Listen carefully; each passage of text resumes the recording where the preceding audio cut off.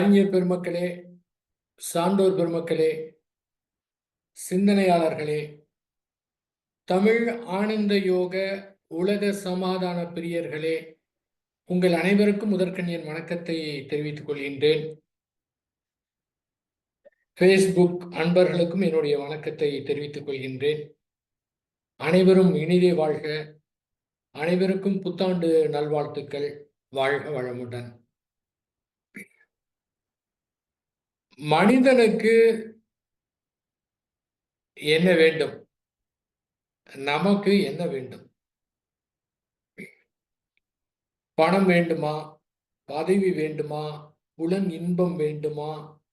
இன்னும் உலகிலே என்னென்ன இன்பங்களை அனுபவிக்க வேண்டுமோ அது வேண்டுமா? உண்மையாகவே பணமோ பதவியோ காரோ பங்களாவோ இன்னும் என்னென்ன தேவை இருக்கின்றதோ அதெல்லாம் மனிதனுக்கு தேவையே கிடையாது. மனிதனுக்கு தேவை மகிழ்ச்சி. மகிழ்ச்சி ஒன்றுதான் தேவை.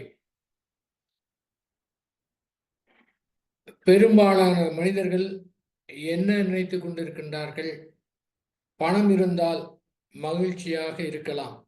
எதிர்காலத்துல பணம் மட்டும் அதிகமா இருந்தா நம்ம நிம்மதியா இருக்கலாம், எந்தவித பிரச்சனையும் இருக்காது என்று நினைத்து கொண்டு பணத்தை தேடுகிறார்கள்.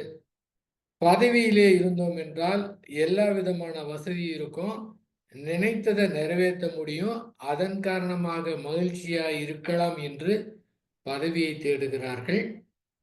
ஒரு பெரிய ஒரு பங்களா இருந்தா நல்லா நல்லா ஹாப்பியா இருக்கலாம்னு தோணுது.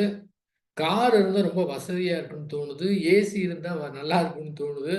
இது அத்துணையுமே எதற்காக வென்றால் நாம் மகிழ்ச்சியாக இருக்க வேண்டும் என்பதற்காக தான். அது எதுக்கு தேவைப்படுதுன்னா மகிழ்ச்சியாக இருக்கிறதுக்காக.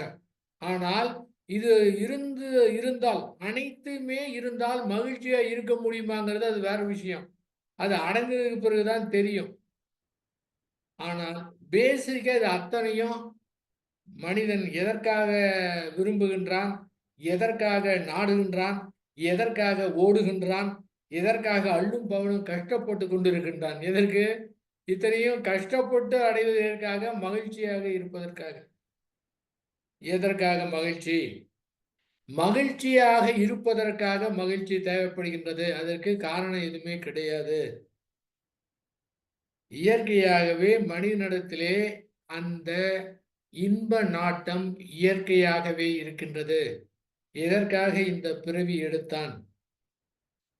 ஸ்ரீ வேதாத்திரி மகரிஷி அவருடைய கருத்து, அதாவது சுத்த வெளியே தன்னைத்தானே ரசித்துக் கொள்வதற்காக எடுக்கப்பட்ட உருவம்தான் மனிதன். சுத்த வெளியா இருக்குதுன்னா அதுக்கு அங்க தன்னை உணர முடியாது, அங்க எதுவுமே தெரியாது.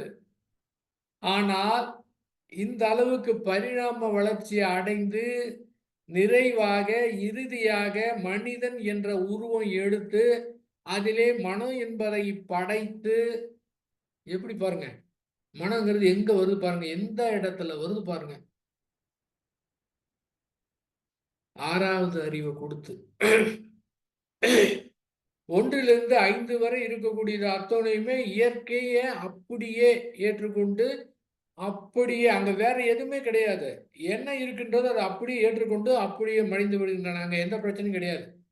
ஆனால் மனிதனிடத்திலே மனம் என்று வரும்போது இந்த இயற்கை வளங்களை மாற்றி அமைக்கக்கூடிய வல்லமை அவனிடத்திலே இருக்கின்றது. இந்த மாற்றி அமைக்கும் போது இயற்கைக்கு ஒத்ததாக இசைந்ததாக இருந்தால் அது இன்பம். அந்த இயற்கைக்கு முரணாக இருந்ததுன்னா அது துன்பம். இந்த தத்துவம் தெரியணும். வாழ்வின் வளங்களை, இயற்கையினுடைய வளங்களை மாற்றி அமைத்து வாழக்கூடிய தன்மை மனிதனிடத்திலே இருக்கின்றது. விலங்குலாம் இருக்குன்னா அது என்ன இருக்கோ அது அப்படியே தான். ஆனால் மனிதனிடத்திலே அதை மாற்றி அமைத்து துய்த்து வாழக்கூடிய அறிவு கொடுக்கப்பட்டிருக்கின்றது. அந்த அறிவை பயன்படுத்தி வாழும்போது அந்த மாதிரி மாற்றி அமைக்கும் போது அந்த இயற்கைக்கு முரணாக இருந்தா துன்பம் ஏற்படும், இயற்கைக்கு இசைவா இருந்தா இன்பம் ஏற்படும். இவ்வளவுதான். அந்த வாழ்வு வளத்தை மாற்றும் போது எந்த மாதிரி முடிவு எடுக்கிறாங்களோ அதை பொறுத்து இருக்கின்றது. அப்படி பார்த்தா மனித பிறப்புடைய நோக்கமே தன்னை அறிந்து கொண்டு இந்த பிரபஞ்ச ரகசியத்தெல்லாம் தெரிந்து கொண்டு இன்பமாக வாழ வேண்டிய ஒரே காரணம் தான். அவ்வளவுதான். அதுக்கு தான் வந்ததே, அதுக்கு தானே. இனிமையாக வாழ்வதற்கு தான். இயற்கை அது. இன்ப நாட்டம் என்பது இயற்கை, இயற்கையாகவே உள்ளமைந்திருக்கின்றது. எதற்காக மகிழ்ச்சி? மகிழ்ச்சியாக இருக்க வேண்டும் என்பதற்காக மகிழ்ச்சி.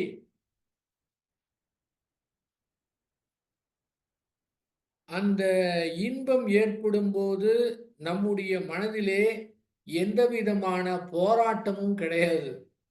போராட்டம் கிடையாது. அங்க வர எந்த விதமான எதிர்ப்பு கிடையாது. அதை அப்படியே ஏத்துக்கிறோம். அதனால தான் அங்கே இனிமையாக இருக்கின்றது. துன்பம் ஏற்படும் போது என்ன நடக்கின்றது? துன்பம் நடக்கும்போது அது நமக்கு பொருந்தாத உணர்வா இருக்குது. ஏன்னா நாம இயற்கையிலே இன்பமா வாழ தான் பிறந்திருக்கிறோம். சரி, இயற்கையிலே இன்பமா வாழ பிறந்திருக்குன்னா துன்பம் ஏன் ஏற்படுது? ஏன்னா இயற்கையை தெரிந்து கொள்ளவில்லை, அதனுடைய விதியை தெரிந்து கொள்ளவில்லை, செயல்படுத்தும் விளைவு தத்துவத்தை புரிந்து கொள்ளவில்லை, புரிந்தாலும் சரியாக நடக்கவில்லை, சரியாக தெரிந்தாலும் அலட்சியப்படுத்துவது, இல்லை என்றால் அறியாமையில் இருப்பது, இதன் காரணமாக தான் துன்பம் ஏற்படுகின்றது. இவ்வளவுதான். அங்க எந்த விதமான அங்க மிஸ்டேக்கும் கிடையாது. எல்லாமே அவன் கொடுத்தாச்சு. அதெல்லாம் தானா அது வச்சுக்கிறது கிடையாது. எல்லாமே மனிதனிடத்திலே கொடுத்தாச்சு. 6வது அறிவை கொடுத்தாச்சு. செயல் விளைவு தத்துவம் உணர்த்தி ஆயிட்டு, என்ன செய்தா என்ன விளைவு ஏற்படும்னு வந்து 6வது அறிவை கொண்டு சிந்தனை செய்து வாழ்க்கை நடத்தணும். இவ்வளவுதான். துன்பம் வருதா? ஏதோ தப்பு நடக்குது, திருத்திக்க வேண்டியதான். இவ்வளவுதான், முடிஞ்சிச்சு. இது என்ன பெரிய கஷ்டமா? எங்கே துன்பம் ஏற்படுதுன்னா இயற்கைக்கு முரணாக இருக்கின்றோம். அவ்வளவுதான் விஷயம். சரி, துன்பம் வந்துடுச்சு, என்ன பண்ண? இயற்கைக்கு முரணாக இருக்கின்றோம். ஆக இயற்கை இசைவாக வாழ்ந்துருவோம், முடிஞ்சிருச்சே. இங்க எங்க பிரச்சனை, எங்க சிக்கல் ஏற்படுகின்றது? அப்போது இன்பம் ஏற்படும் போது அங்கே போராட்டம் கிடையாது. ஆகவே அது அப்படியே நகர்ந்து ஓடிவிடுகின்றது. ஆனால் துன்பம் ஏற்படும் போது அங்க பொருந்தாத உணர்வு ஏற்படுகின்றது. அந்த துன்பத்தை போக்க வேண்டும் என்ற முயற்சி ஏற்படுகின்ற காரணத்தினாலே அந்த மனதிலே போராட்டம் ஏற்படுகின்றது. போராட்டம் இல்லை என்றால் அங்கே இனிமை, அது இயற்கையா போயிட்டுன்னு அர்த்தம். எந்த இடத்திலே மனதோடு முரண்படுகின்றோமோ, மனதோடு போராட்டம் நடத்துகின்றோமோ, அந்த இடத்திலே தான் துன்பம் வந்து அதிகமாகுதுங்க. ஏற்படக்கூடிய துன்பத்தை உடனடியாக நாம வந்து மாற்ற வேண்டும் என்று நினைக்கிறோம். இன்பமா இருந்தா இன்பத்தை நீட்டித்துக் கொள்ள வேண்டும் என்று நாம வந்து நினைக்கிறோம். இதுதான் இங்க பிரச்சனையே. இதை புரிந்து கொண்டால் போதுமானது. அதன் பிறகு பேசிக்கா மிக தெளிவாக கொடுத்திருக்கிறாங்க. ஸ்ரீ வேதாத்ரி மகரிஷி அவர்கள் மிக தெளிவாக கொடுத்திருக்கின்றார்கள். என்ன கொடுத்திருக்கின்றார்கள்? யாரிடமும் இருந்தும் எதையும் எப்போதுமே எதற்காகவும் எதிர்பார்க்காதீர்கள். அப்படி எதிர்பார்த்தீர்கள் என்றால் நிச்சயமாக ஏமாற்றம் கிடைக்கும். இத முடிந்து விட்டது. இந்த இதுல முடிஞ்சிருச்சுங்க. ஏங்க, எதிர்பார்க்க கூடாது அப்படின்னு சொல்றீங்க. எப்படி எதிர்பார்க்காமல் இருக்க முடியும்? கணவன் மனைவியிடத்திலே, மனைவி கணவனிடத்திலே, குழந்தைகள் பெற்றோரிடத்திலே, பெற்றோர்கள் குழந்தைகளிடத்திலே எதையாவது எதிர்பார்க்காமல் இருக்க முடியுமா? கேள்வி கேட்குறீங்க. ரைட்டு, எதிர்பாருங்க. ஏற்கனவே சொல்லிட்டாரே, ஏமாற்றம் கிடைக்கும். ஏமாற்றம் கிடைச்சா மனது துன்பமா இருக்கும், கவலையா இருக்கும். இது அத்தனைக்கும் என்ன காரணம்? எதிர்பார்ப்பு. அவ்வளவுதான். எதிர்பார்க்காம இருக்க முடியல. எதிர்பார்க்காம இருக்க முடியலன்னா அதுக்கு ஏதாவது, எதிர்பார்க்காம இருந்து ஏதாவது செய்யுங்க, முயற்சி பண்ணுங்க, அறிவை பயன்படுத்துங்க, எதிர்பார்க்காம இருக்கணும்னு புரிஞ்சுக்குங்க. இவ்வளவுதான் விஷயம். நான் எதிர்பார்த்துக்கிட்டா இருப்பேன் அப்படின்னா துன்பமும் தொடர்ந்து கொண்டு தான் இருக்கும். எதிர்பார்ப்பு என்பது நிச்சயமாக ஏமாற்றத்தை கொடுக்கும். அந்த எதிர்பார்ப்புக்கு மாறாக இவர் எனக்கு என்ன செய்வார், இவர் எனக்கு என்ன செய்வார் அப்படின்னு எதிர்பார்த்து கொண்டு இருப்பதை விட, இவர்களுக்கு நாம் என்ன செய்யலாம், இவங்களுக்கு என்ன செய்யலாம், இவங்களுக்கு என்ன செய்யலாம், நம்மிடம் இருக்கக்கூடிய உடல் வலுவை கொண்டு, அறிவை கொண்டு, பணத்தை கொண்டு, புகழை கொண்டு, அதிகாரத்தை கொண்டு இவர்களுக்கு நாம் என்ன செய்ய முடியும் என்று எப்போதும் ஒரு தயாரான நிலையிலே இருந்தோம் என்றால், இந்த இடத்திலே நம்மிடத்திலே ஆற்றல், அறிவு, திறமை எல்லாமே இயற்கை வாரி வாரி வழங்கி கொடுத்து கொண்டே இருக்கும். தனியாக திறமை வளர்த்துக் கொள்ள தேவையில்லை. அது தேவையில்லை, இது தேவையில்லை என்று சொல்ல தேவையே இல்லை. இயற்கை என்ன வேணாலும் செய்யுங்க.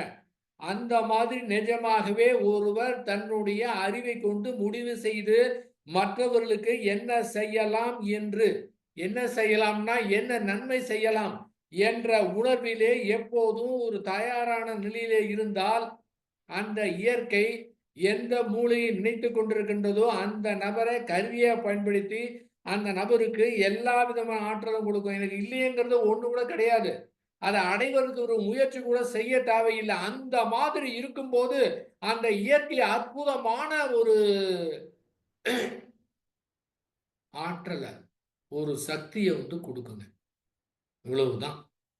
ஆனால் இவரு எனக்கு இது செய்யணும், எனக்கு இது செய்யல, என்னை இந்த மாதிரி கேட்கல, என்னை அவமானப்படுத்திட்டாரு, என்னை துன்பப்படுத்திட்டாரு, வார்த்தைகளை என்னை தாக்கிட்டாரு, எனக்கு துன்பம் கொடுத்துட்டாரு, எல்லாமே இதே மாதிரி நினைத்து கொண்டிருந்தால் என்ன ஆகும்? சாதாரணமாக ஒரு 6வது அறிவு படைத்த மனிதனிடத்திலே என்ன சக்தி இருக்குமோ, என்ன எனர்ஜி இருக்குமோ, அந்த எனர்ஜி கூட டவுன் ஆக ஆரம்பிச்சிடும். முற்றிலுமாக கம்ப்ளீட்டா எதிர்பார்ப்பே இல்லாம மற்றவர்களுக்கு என்ன செய்யலாம் என்று ஒரு தயாரான மனநிலையில் இருக்கும்போது இயற்கை அவர்களுக்கு கொடுக்க ஆரம்பித்து. இவ்வளவுதாங்க விஷயம்.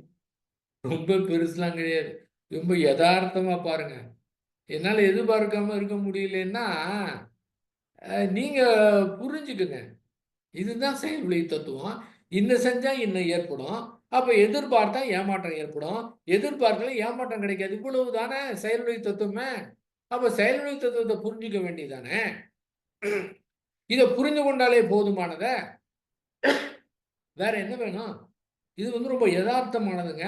இதற்காக நீங்க வேற ஒண்ணுமே செய்ய தேவையில்லைங்க. எதுவுமே முயற்சி கூட செய்ய தேவையில்லை.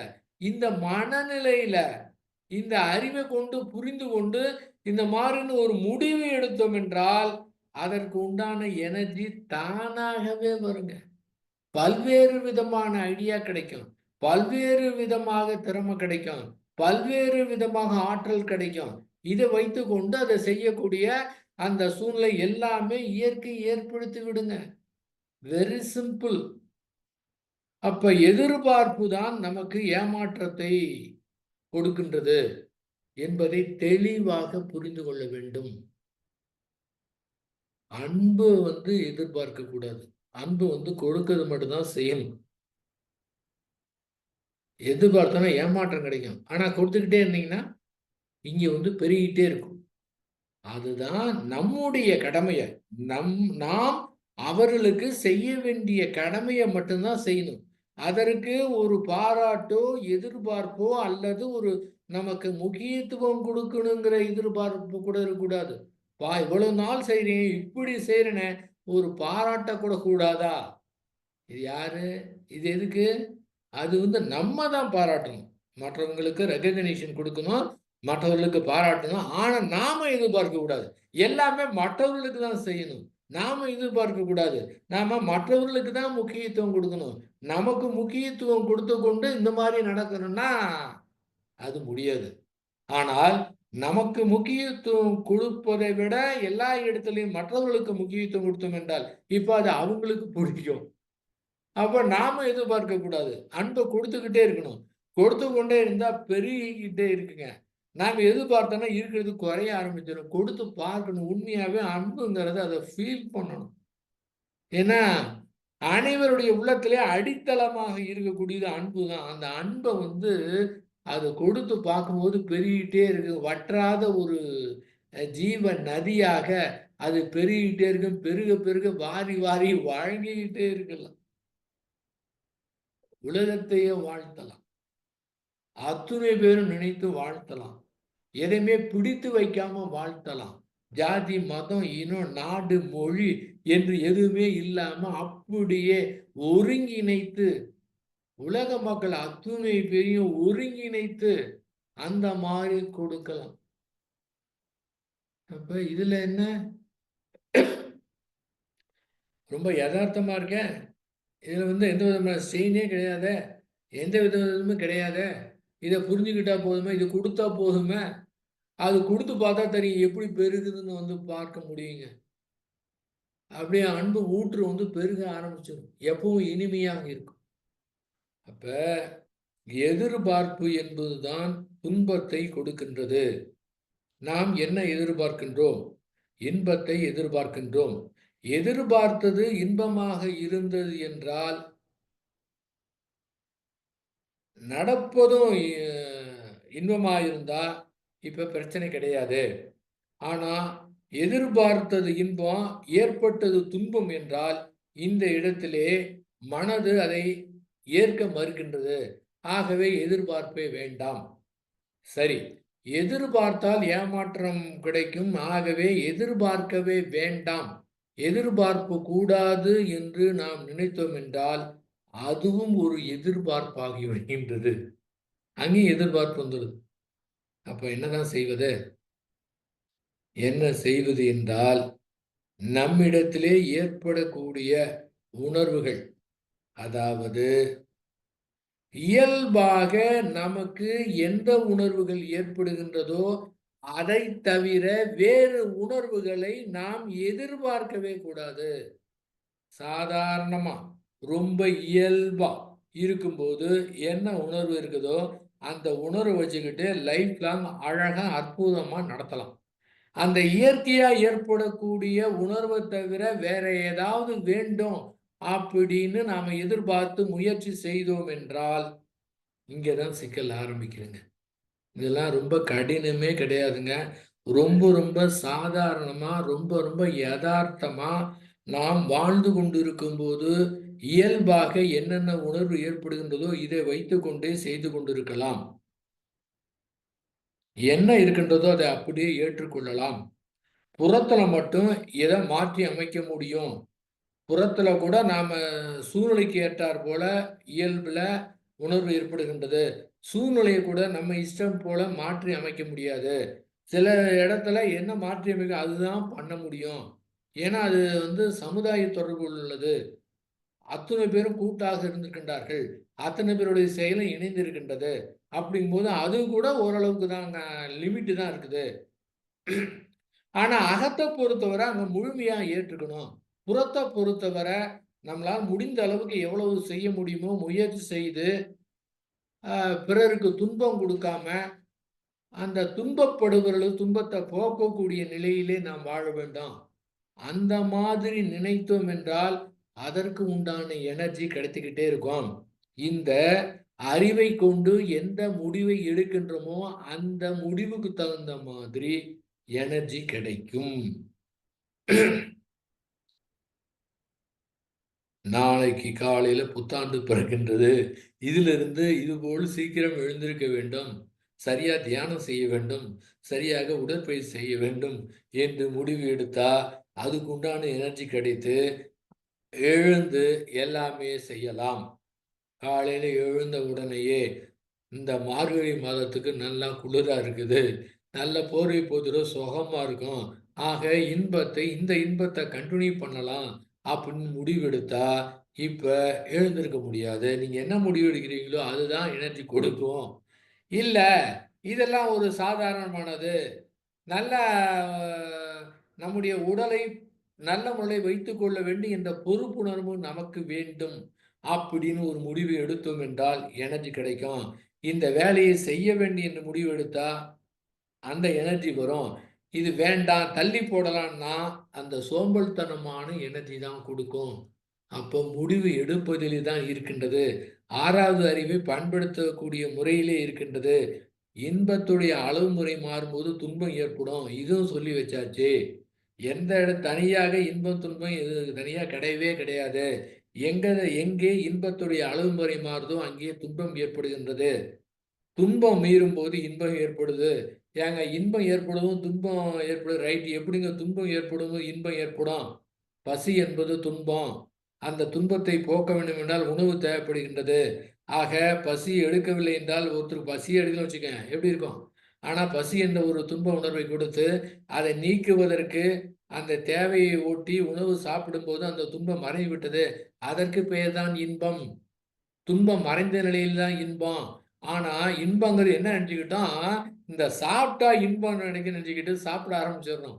உண்மையாகவே துன்பம் மறைந்த நிலையிலே தான் இன்பமே ஏற்படுது. இது மாதிரி அனைத்துமே நீங்க பாருங்க, இயற்கையில ஏற்படக்கூடிய அந்த துன்ப உணர்வு அதை மாற்றி அமைப்பதற்கு அளவோடு முறையோடு இருக்கும்போது அது இன்பமாக இருக்கின்றது. ஆனால் அதுவே மாறும்போது துன்பமாக மாறிவிடுகின்றது. இந்த தத்துவம் தெரியுது. சரியாக ஃபாலோ பண்ண முடியல. இன்பத்துடைய அளவு முறை தெரியல. துன்பம் ஏற்பட்டு பிறகுதான் அந்த இன்பம் அதிகமா அனுபவிச்சோம்னு தெரியுது. அதற்கு என்ன செய்யலாம்? என்ன செய்யலாம் என்றால், எந்தவித எதிர்பார்ப்பும் இல்லாம எதிர்பார்ப்புங்கிறது அப்ப இன்பமே அனுபவிக்க வேண்டும் அப்படிங்கிற எதிர்பார்ப்பு தான். அப்ப அந்த எதிர்பார்ப்பை விட்டுவிட்டோம் என்றால், எல்லாமே சீராக, சரியாக, ரொம்ப எதார்த்தமாக, ரொம்ப இயல்பாக, இயற்கை என்பது மிக எளிமையாக இருக்கின்றது. அதை புரிந்து கொள்வது கடினமே கிடையாது. இயற்கை எப்போதும் இயல்பாக அந்த உணர்வுகளை கொடுத்து கொண்டே இருக்கின்றது. அந்த உணர்வுகள் எந்த மாதிரி அந்த இனிஷியேஷன் கொடுக்கின்றது என்பதை புரிந்து கொண்டு அதை நடைமுறைப்படுத்தினால் போதுமானது. வேறு வகையான உணர்வுகளை எதிர்பார்த்தோம் என்றால் அங்கே சிக்கல் தான் ஏற்படும். அப்படி அந்த விதமான அதாவது இயல்புக்கு மாறாக இந்த நிலையை அடைய வேண்டி என்று முயற்சி செய்தோம் என்றால், அதாவது ஒரு ஒரு குறிப்பிட்ட ஸ்டேஜ் அடையணும் அப்படின்னு முயற்சி செய்தோம் என்றால் இந்த இடத்துல எனர்ஜி கிடைக்கும், சக்தி கிடைக்கும். அதை நீங்க இருக்கலாம். நீங்க முடிவு எடுத்துட்டீங்க. காலையில நாள்தோறும் 5 மணிக்கு இருந்து தியானம் பண்ணணும், அந்த நிலையை அடையணும் அப்படின்னு முடிவு பண்ணா எனர்ஜி கிடைக்கும். அதெல்லாம் நமக்கு எதுக்கு அப்படின்னா எனர்ஜி கிடைக்காது. அந்த மாதிரி ஒரு எனர்ஜி கிடைத்து ஒரு சக்தி கிடைத்து அதை அடைந்தீர்கள் என்றால் அதை அடைந்ததுக்கு பிறகுதான் தெரியும் நாம் அடையக்கூடிய இடம் இதுவல்ல என்று. அடுத்து அடுத்து அடுத்து போயிட்டே இருக்கும். அதுக்கு முடிவே கிடையாது. அந்த சக்தி நிலையிலே நல்லா இருக்கும். எனர்ஜி ரொம்ப நல்லா கிடைக்கும். ரொம்ப சந்தோஷமா இருக்கும். ஆனால் எந்த விதமான உயர்ந்த அனுபவமா இருந்தாலும் சரி, அது தற்காலிக நிலைதான். அந்த சக்தி நிலை என்பது தற்காலிக நிலை. அது ஒரு நாளோ, ஒரு மாதமோ, ஒரு வருடமோ இருந்து மறைந்துதான் ஆக வேண்டும். அந்த சக்தி நிலையாக இருந்தாலும் சரி. அந்த ஒரு அனுபவம் கிடைக்கின்றது. தியானத்தினாலே ஒரு அனுபவம் கிடைக்கின்றது என்றால், அனுபவத்துடைய வெளிப்பாடு தான் ஒரு சக்தி கிடைக்கின்றது. அந்த அனுபவத்தின் வெளிப்பாடும் தற்காலிகமானது. அந்த அனுபவமும் தற்காலிகமானது. அந்த நேரத்துல ஒரு அனுபவம் கிடைச்ச உடனே ரொம்ப நல்லா இருக்கு. தூங்கி எழுந்த உடனே அது மறைந்து விடுகின்றது. அது இயற்கை. ஏன்? ஏனென்றால் அது தொடர்ந்து நகர்ந்து கொண்டே இருக்கின்றது. தோன்றி மறைந்து கொண்டே இருக்கின்றது. அனைத்துமே தோன்றி தோன்றி மறைந்து மறைந்து கொண்டே இருக்கின்றன. அவ்வளவுதான். அதை அப்படியே ஏத்துக்கணும். இந்த தியானத்திலே 2 வகையான இருக்குது. ஒன்று என்னவென்றால், அப்படியே எனர்ஜியை அதிகப்படுத்தி கொண்டே இருப்பது. ரொம்ப பேர் அதுக்கு முயற்சி செய்து அதிலே சிறப்பான நிலையை அடைந்திருக்கின்றார்கள். அந்த மாதிரி இதுலேயும் பல்வேறு ரகம் இருக்கு. பல்வேறு நபர்கள் இருக்கிறாங்க. பல்வேறு வகையான உணர்வு இருக்குது. அவங்க எடுக்கக்கூடிய முயற்சிக்கு தகுந்த மாதிரி பல்வேறு அந்த சக்தி கிடைக்கும். நல்ல ஒரு தியானம் நல்லா செய்து ஆழ்ந்து மௌனம் இருந்து அந்த நிலையில் இருக்கும்போது அவர்களுக்கு பயம் வராம இருக்கலாம், கோபம் வராம இருக்கலாம். இது மாதிரி எது வேணாலும் அவங்க நினைத்ததை சாதிக்க முடியும். ஆனால் அது பர்மனண்டானா சொல்ல முடியாது. எப்போது எந்த நேரத்திலே மாறும் அப்படின்னு சொல்ல முடியாது. இது ஒரு ரகம். இன்னொன்று, என்னென்ன இருக்கின்றதோ அதை அப்படியே வந்து இது ஏற்றுக்கொள்வது. இது வந்து யோக சிகிச்சை அப்படின்னு சொல்லுவாங்க. என்னன்னா, அது மாரி பயிற்சி செய்து என்ன இருக்குதோ அத வந்து மறுக்காமல் அப்படியே ஏற்றுக்கொள்வது. ஆனா, இத வந்து யாரும் ரொம்ப அதிகமா ட்ரை பண்ணுவது கிடையாது. ஆனா, எல்லாருமே நல்லா தியானம் செய்து, இப்ப எனக்கு கோவம் வருதா? நல்லா தியானம் பண்ணா கோவம் இல்லாம இருக்கலாம். எதுக்கும் பயப்படாம தைரியமா இருக்கணும். அப்ப நல்லா தியானம் பண்ணா அந்த மாரி இருக்கலாம். இருக்கலாம். ஆனா குறிப்பிட்ட எல்லை தான். எப்படின்னா, வெயிலுடைய தாக்கம் ரொம்ப அதிகமா இருக்குது. வெளிய ரொம்ப அதிகமா இருக்குது. ஏசில போய் உட்காந்துட்டோம். என்னுடைய தாக்கம் நமக்கு கிடையாது. அந்த தியானத்தின் மூலமாக ஏற்பட்ட சக்தி நிலை என்பது ஏசி ரூம்ல இருக்கிற மாரி. 24 மணி நேரமும் ஏசியில இருக்க முடியாது. அப்படியே இருந்தா அதுவே உடலுக்கு கெடுதலாயிரும். அப்புறம் வெளியில வந்தா கொஞ்சம் கூட வெயில்ல தாங்க முடியாது. அதே போல தான். அந்த சக்தி நிலையில இருப்பது ஒரு ஏசி ரூம்ல இருக்கிற மாரி, வெளியில வந்தோம்னா அந்த சூழ்நிலை நிச்சயமாக பாதிக்கும். அதை ஒரு கேடயமாக பயன்படுத்தினோம் என்றால் நல்லா இருக்கலாம். ஆனா, அதற்கு தொடர்ந்து முயற்சி செய்து கொண்டே இருக்க வேண்டும். நாள்தோறும் பயிற்சி செய்துக்கிட்டே இருக்கணும். ஆனா, ஏசி ரூம்ல இருக்கிற மாரி தான். என்னைக்காவது ஒரு நாளைக்கு அது போம்போது ஏன்னா நீங்க வந்து செல்ஃபோன் சார்ஜ் போடுற மாரி நீங்க போட்டுக்கிட்டே இருக்கணும். கொஞ்சம் விட்டீங்கனாலும் திரும்ப பழைய நிலைக்கு வந்துரும். ஆஹா! இந்த மாரி தவறிட்டோமே! திரும்ப தியானம் பண்ணுவோம். திரும்ப அதிகப்படுத்துவோம். அப்படின்னு வாழ்நாள் முழுமைக்கும் முயற்சி செய்து கொண்டே இருக்க வேண்டும். அந்த தியானத்தை எதற்கு பயன்படுத்திக் கொள்ளலாம் என்றால், வெளிப்புற செயல்களை சிறப்பாக செய்வதற்கு பயன்படுத்திக் கொள்ளலாம். அந்த ஒருமைப்படுத்தக்கூடிய தன்மை, அறிவ கொண்டு டக்குனு, அப்படியே சிக்குனு அத புரிந்து கொள்ளக்கூடிய தன்மை, அந்த பிரச்சனை ஏற்படும்போது உடனடியாக அது தீர்வு காணக்கூடிய தன்மை. இந்த தியானம் அத்துணையும் அந்த செயலோடு நாம பயன்படுத்தணும்னா, அந்த இடத்திலே வெற்றி கிடைக்கும். ஒருவர் வெற்றி பெற்றிருக்கின்றார் என்றால், அவர் தன்னுடைய தியானத்தை அந்த செயலோடு இணைத்து கரெக்ட்டாக செய்து, கரெக்ட்டான காரணத்தை கண்டுபிடித்து செய்திருக்கின்றான் என்று அர்த்தம். ஆகவே அவருக்கு வெற்றி கிடைக்கின்றது. ஒருவர் தோல்வி அடைந்திருக்கின்றார் என்றால், அந்த தியான நுட்பத்தை வாழ்க்கையிலே பயன்படுத்தவில்லை என்று அர்த்தம். அந்த தோல்வி கிடைத்த அனுபவத்தை வைத்துக்கொண்டு, திரும்ப ஒரு 10 முறை தோல்வி அடைந்து, அதன் பிறகுதான் அந்த தியான நுட்பத்தை அதிலே பயன்படுத்துகின்றார். ஆனால் நன்றாக தியானம் செய்றவங்க அந்த நுட்பத்தை புறத்திலே செய்வதற்கு சிறப்பாக பயன்படுத்திக் கொள்வார்கள். அந்த இயற்கை கொடுக்கக்கூடிய இன்ஸ்ட்ரக்ஷன கரெக்ட்டா புரிந்து கொண்டு, அப்படியே சும்மா ரொம்ப நேரம்லாம் இருக்கக்கூடாது. அப்படியே சக்குன்னு, அப்படியே டக்குன்னு அத புரிஞ்சுக்கிட்டு டக்குன்னு அதுக்கு ஏத்த மாரி அந்த சூழ்நிலைக்கு ஏற்றார் போல அந்த செயலை செய்து அதில வந்து வெற்றி பெறணும். அதற்கு வந்து பயன்படுகின்றது. ஆகவே தியானம் என்பது அவசியம் தேவை. ஆனால் தியானத்தின் மூலமாக இந்த சக்தி நிலையை நான் நிறுத்திக் கொள்வேன் என்று முயற்சி செய்வதுதான் கிடைக்கும். ஆனா, எப்பவுமே அந்த மாரி இருக்க முடியாது. அந்த அதன் வர அது வந்து அப்படியே அடக்கி வைக்கப்பட்டிருக்கும். அந்த அந்த ஒரு குறிப்பிட்ட காலகட்டம் அது மறையும்போது என்ன ஆகுங்க, நம்மிடம் இருக்கக்கூடிய உணர்வுகள் அனைத்துமே அடக்கி வைக்கப்பட்டது அனைத்துமே தலை விரித்து ஆட ஆரம்பித்துவிடும். அப்ப அதை சக்திக்காக முயற்சி செய்யாமல், அந்த சக்தி கிடைத்தாலும் சரி, அதையும் பிடித்து வைக்காம, இந்த நிலையிலே பெர்மனன்ட்டா இருக்கணும் அப்படின்னு முயற்சி செய்யாமல், அப்படியே விட்டுடணும். அப்படியே விட்டு விடுவதென்றால், அதற்கு ஆசைப்படக்கூடாது. இந்த நிலை வேண்டும் என்று எதிர்பார்க்கக்கூடாது. அதையும் ஒரு இயல்பாக ஏன்னா அது மறையத்தான் செய்யும். இது தோன்றி மறையக்கூடிய தன்மை படைத்தது. ஆகவே இது மறைந்துதான் ஆக வேண்டும் அப்படின்னு மறையறத விட்டுறணும். அதை திரும்ப நாம இழுத்து பிடித்து வேண்டும் என்பதுதான் இங்க சிக்கலுக்கு காரணம், பிரச்சனைக்கு காரணம். இந்த மாரி ஏற்படும்போது நம்முடைய வாழ்க்கையில போராட்டம் என்பது தவிர்க்க முடியாதது. அத அப்படியே ஃப்ரீயா விட்டுட்டோம்னா, மனம் இங்க வந்து முரண்பாடு இல்லாம இருக்கும். மனதுல எதுவுமே இருக்காது. அத ஆறு போல ஓட விட்டுட்டோம்னா, இந்த இடத்துல எதுவுமே இருக்காது. ஆகவே போராட்டம் கிடையாது. மனதோடு மனம் வந்து முரண்படுவது கிடையாது. ஆகவே அது ஃப்ரீ ஆயிரும். அப்ப எதிர்பார்ப்பு என்பதுதான் நமக்கு துன்பத்தை கொடுக்கின்றது. நம்மகிட்ட ஒரு செல்போன் கூட இல்ல. எங்க பார்த்தாலும் செல்போன் வச்சிருக்கிறாங்க. ரோட்ல எல்லாரும் செல்போன் வச்சிருக்கிறாங்க. இதுக்கெல்லாம் வசதிலாம் கிடையாது. அவ்வளவு சர்வசாதாரணமா செல்போன் பயன்படுத்திட்டு இருக்கிறாங்க. ஆகவே செல்போன் நாமும் பயன்படுத்த வேண்டும் என்ற ஒரு எதிர்பார்ப்பு, ஒரு ஆசை இருக்கின்றது. ஒரு செல்போன் வாங்கிவிட்டோம், இப்போது இன்பமாக இருக்கின்றது. அந்த எதிர்பார்ப்பு என்பது செல்போன் வேண்டும் என்பது, அந்த எதிர்பார்ப்பு நிறைவேறிவிட்டது. அதன் காரணமாக இன்பம் கிடைத்தது. ஒரு 4 நாட்களே அதை யாரோ திருடிட்டு போயிட்டாங்க. இப்போது துன்பம் ஏற்படுகின்றது. அந்த எதிர்பார்ப்பு, அதன் காரணமாக அது கிடைத்தது தொலைந்து விட்ட காரணத்தினாலே துன்பம் ஏற்படுகின்றது. இதுக்கு என்ன பண்ண முடியும்? தொலைஞ்சு போயிடுச்சு. ரொம்ப கஷ்டமா இருக்கு. இந்த மாதிரி தொலைஞ்சு போய் ஒருத்தர் முடிவு பண்ணாரு.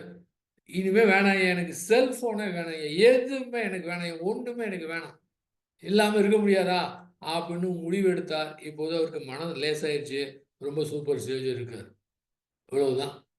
இந்த முடிவு எடுக்கக்கூடியது தான். 6வது அறிவை பயன்படுத்துவது தான், முடிவு எடுக்கிறது தான். நீங்க என்ன முடிவு எடுக்கிறோமோ அந்த உண்டான எனர்ஜி கிடைக்கும். அது இயற்கை.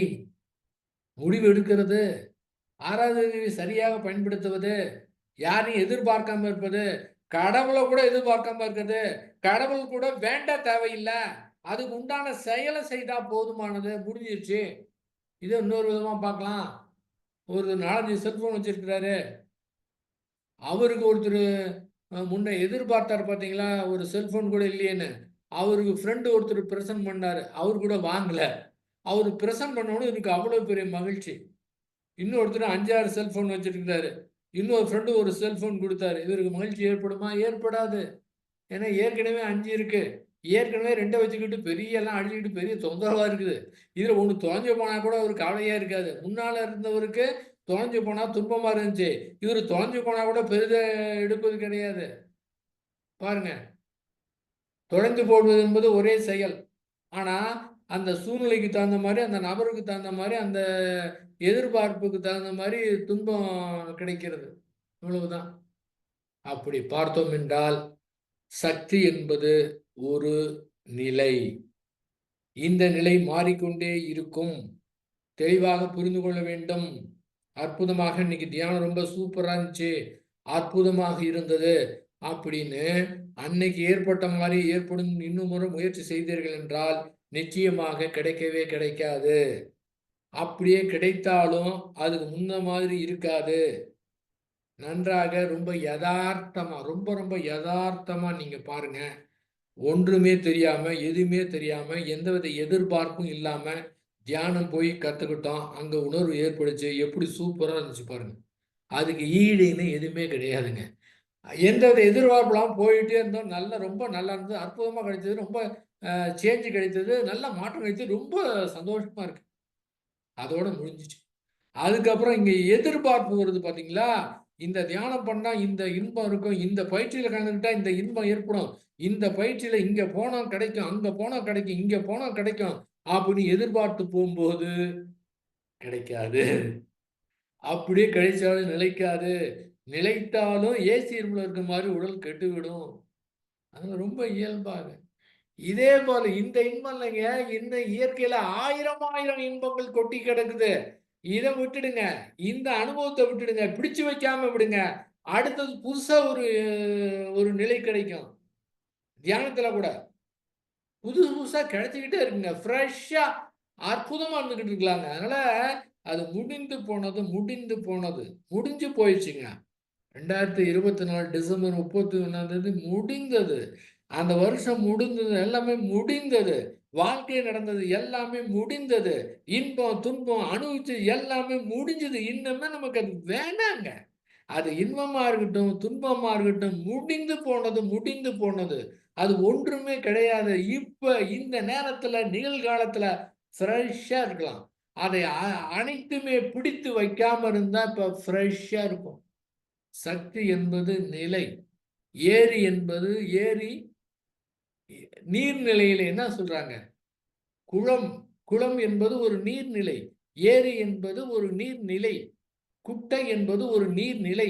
கிணறு என்பது ஒரு நீர்நிலை. நிலை. அது எப்படி இருக்கும்? ஆனால் அந்த நிலை எல்லாமே சக்தி. முக்தி என்பது என்ன? முக்தி என்பது விடுதலை. லிபரேஷன். 6 என்பது நிலையா? ஏரி, குளம், கிணறு, குட்டை இதெல்லாம் நிலைங்களாம். ஆறு என்பது நிலை கிடையாது. நிலைனா நிலையானது அல்ல. ஏன்? ஆறு நிலையானது அல்ல. ஏனென்றால் ஆறு தொடர்ந்து ஓடிக்கொண்டே இருக்கின்றது. தண்ணீர் வந்து கொண்டே இருக்கின்றது. புத்தம் புதிதாக தண்ணீர் வந்து கொண்டே இருக்கின்றது. இந்த தேங்கி இருந்த தண்ணீருக்கும் இந்த ஆற்று நீருக்கும் வித்தியாசம் இருக்கின்றது. அது எவ்வளவு பெரிய ஏரியா இருக்கட்டும், எவ்வளவு பெரியதா இருக்கட்டும். அது நீங்க கடலே கூட நீங்க வச்சுக்கோங்க. எவ்வளவு பெருசு வேணா இருக்கட்டும். ஆனா தொடர்ந்து ஓடக்கூடிய ஆறு மாரி சுத்தமாக இருக்குமா? இருக்காது. ஃப்ரெஷ்ஷா இருக்குமா? இருக்காது. ஏன்னா தொடர்ந்து வந்து கொண்டே இருக்கின்றது. புதிது புதிதாக வந்து கொண்டே இருக்கின்றது. அதேபோல நம்முடைய மனது புதிது புதிதாக இருந்தது என்றால், பழைய மனத வைத்துக் கொண்டிருந்தோம் என்றால், அது வந்து போர் அடிச்சிரும். சிக்கலை ஏற்படுத்திரும். ஆனா புத்தம் புதிதாக இருந்தா ரொம்ப இன்ட்ரஸ்டிங்கா இருக்கும். இன்றைக்கு என்ன? புத்தம் புது மனது. பழைய மனது கிடையாது. புத்தம் புதிதான மனது. அப்போ ரொம்ப இன்ட்ரஸ்டிங்கா இருக்கும். ரொம்ப கேம் மாரி விளையாடலாம். எந்த மாதிரி பிரச்சனை வாழ்க்கையில புறத்துல என்ன மாரி இருந்தாலும் சரி, அதை எதிர்கொண்டு எப்படி தீர்க்கலாம் அப்படிங்கிற ஒரு கேம் மாரி, ஒரு விளையாட்டு மாரி. அதற்கு பயப்படுவதோ, இல்ல ஓடி ஒளிவதோ வந்து கிடையாது. அத வந்து டைவர்ட் பண்ற மாரி வேற வகையில ஈடுபடுவது கிடையாதுங்க. அந்த நேருக்கு நேர் சந்திக்கிறது. அந்த மாரி நேருக்கு நேர் சந்திக்கணும்னா, அந்த ஃப்ரெஷ்ஷா மனம் இருக்கும். இந்த ஆறு போல ஓடக்கூடிய மனம் இருக்கும். அப்ப சக்தியா, முக்தியா அப்படின்னு பார்த்தோம்னா, சக்தி என்பது கூட அது கூட மறையக்கூடியது தான்.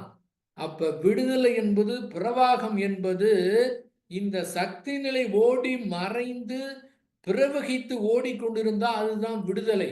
அந்த சக்தியை பிடித்து வைத்தோம் என்றால் தான் அது நிலையாக ஆகிவிடுகின்றது. தண்ணீர் தேங்கின சாக்கடையாக மாறிவிடுகின்றது. அந்த சாக்கடையை ஓடவிட்டால் தூய்மையான நீராக மாறிவிடுகின்றது.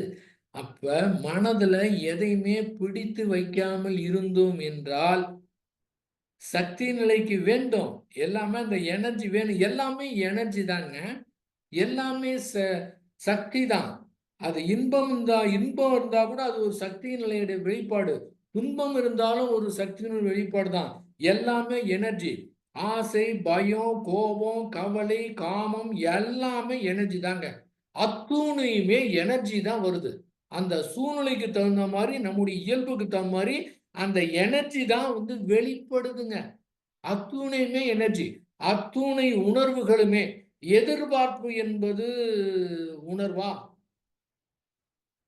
எதிர்பார்ப்பு என்பது உணர்வு கிடையாது. எதிர்பார்ப்பு என்பது இன்டலெக்சுவலா அறிவுபூர்வமாக நம்ம முடிவு செய்வது.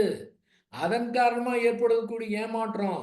ஆனா, இந்த உணர்வு என்பது, உணர்ச்சி என்பது இது வந்து எதிர்பார்ப்பு வந்து முடிவு. ஆனா, ஆசை இந்த உணர்வுகள் வருது பார்த்தீங்களா?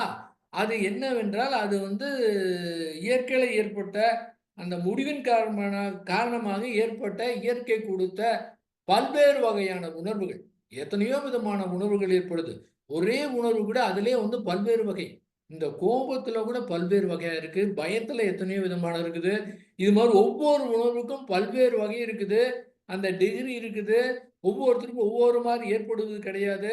பயம், கோபம், கவலை இது எல்லாமே வந்து ஒரே மாதிரி எல்லோருக்கும் வருவது கிடையாது. அதிலேயே பல்வேறு வகை நிலை இருக்கின்றது. அப்ப அது அத்துணை உணர்வுமே இயற்கை கொடுத்த வரப்பிரசாதம்.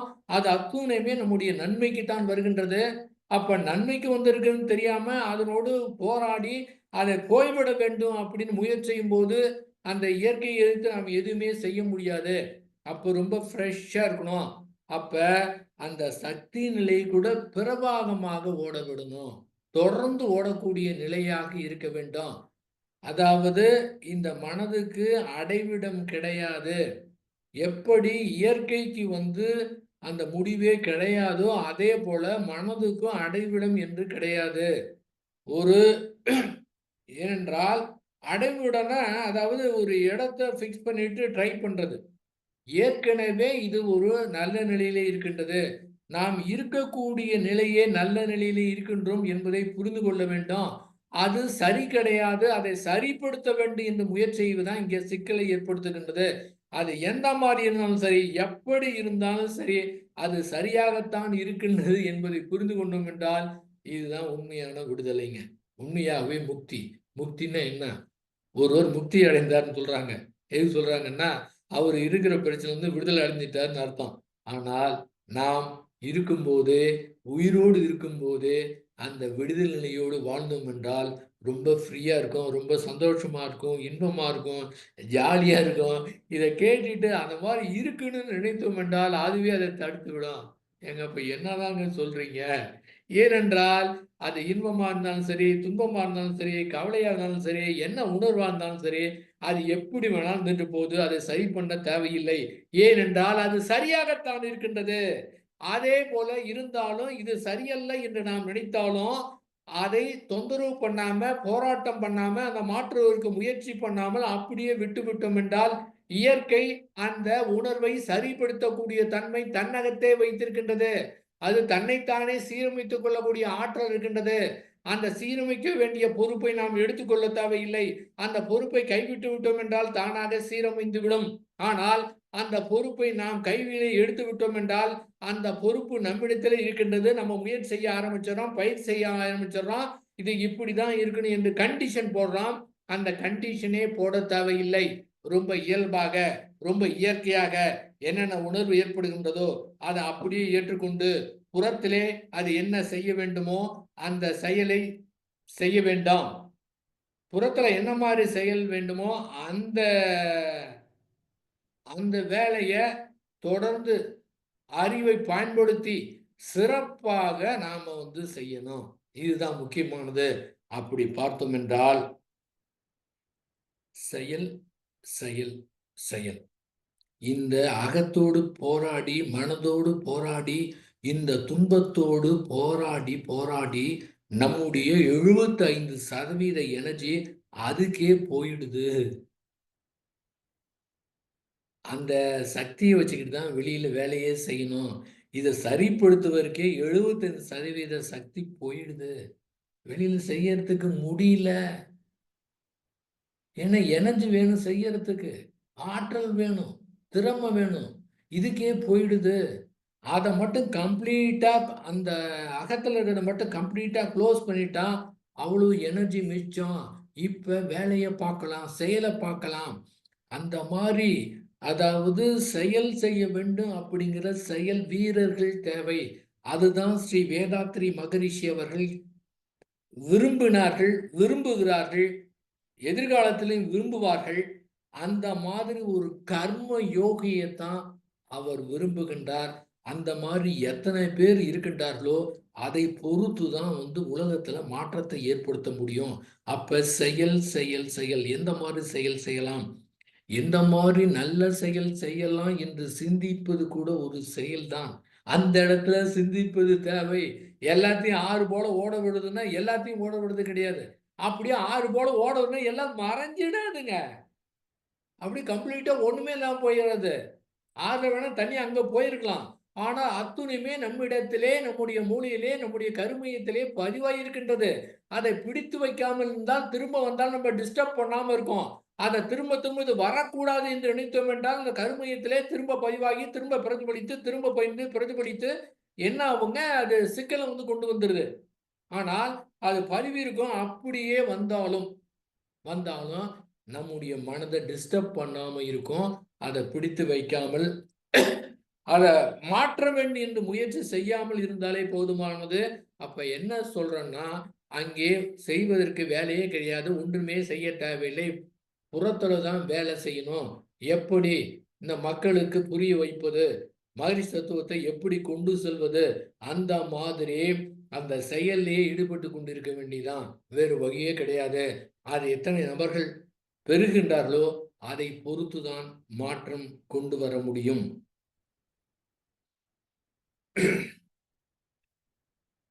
அடுத்தவர் நலனை நினைப்பவர் தமக்கு ஆயுள் முழுவதும் சுபதன். புத்தாண்டுன்னா இன்னைக்கு ஒரு நாள் தான் புத்தாண்டா? ஒவ்வொரு நாளும் புத்தாண்டு தான். இன்னைக்கு மட்டும்தான் சுபதினமா? எல்லா நாளும் சுபதினமே. 365 நாளும் சுபதினம் தான். இன்றுதான் புதிதாய் பிறந்தோம் அப்படிங்கிற மாதிரி அடுத்தவர நலனை நினைப்பவங்களுக்கு ஆயுள் முழுவதும் அவங்க இறக்கக்கூடிய காலகட்டம் வரை அவங்களுக்கு சுபதினம் தான். நல்ல நல்ல தினம் தான். இதுல வேற எது மாதிரி இருக்கிறதுக்கு சான்ஸே கிடையாதுங்க.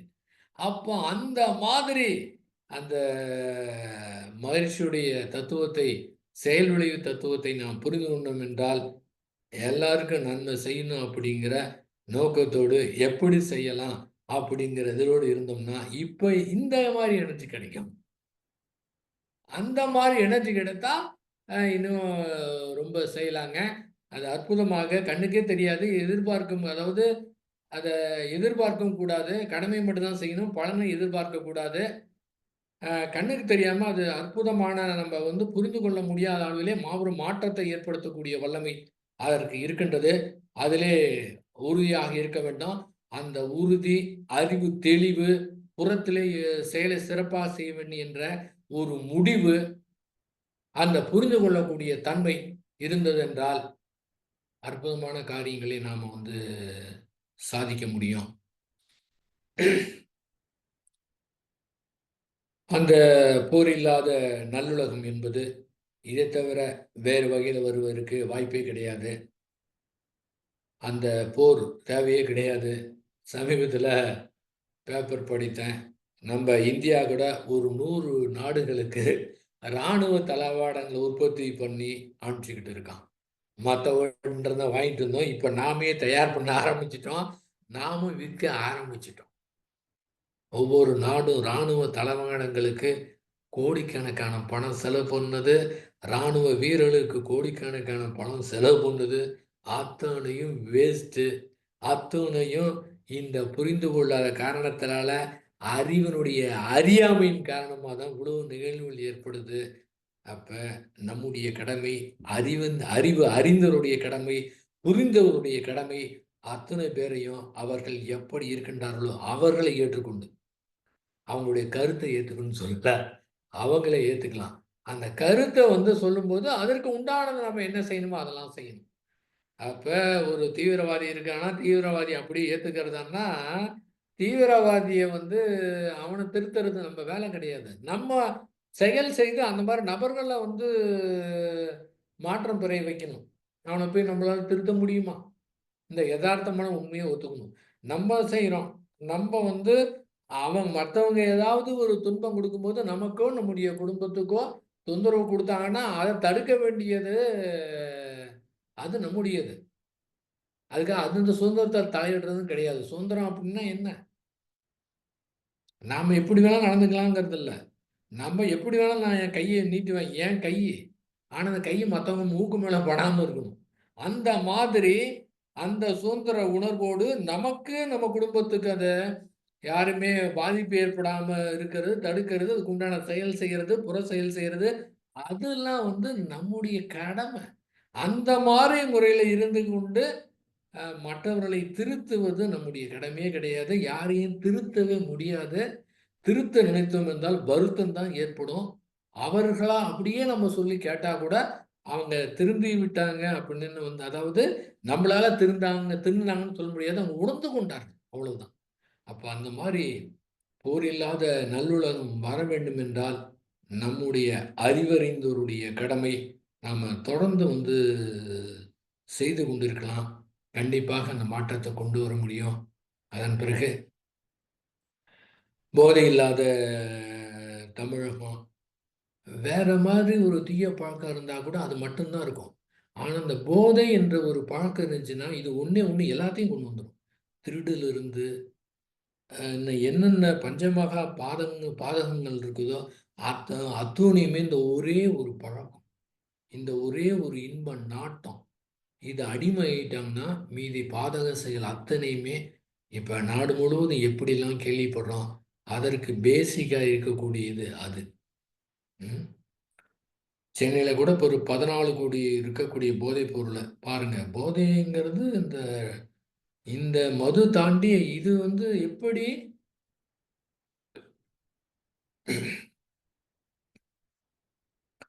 ஒரு தியானம் செய்து அத அடைஞ்சுட்டு, அடுத்து அடுத்து போம்போது, எப்படி அது இன்னும் அதிகமாயிட்டே போயிட்டே இருக்கும். ஏன்னா, அதில திருப்பி வராது. அடுத்து போயிட்டே இருக்குங்க.